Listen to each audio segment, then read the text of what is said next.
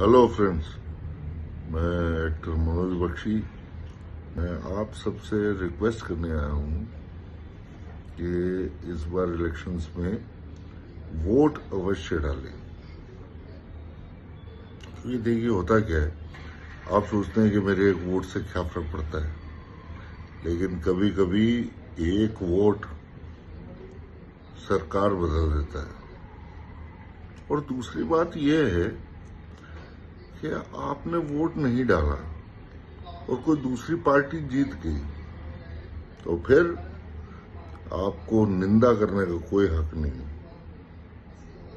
जो पार्टी कुछ भी गलत करेगी तो आप अगर उसको गाली देंगे तो अच्छी बात नहीं है, क्योंकि आप खुद ही नहीं गए उसको वोट देने।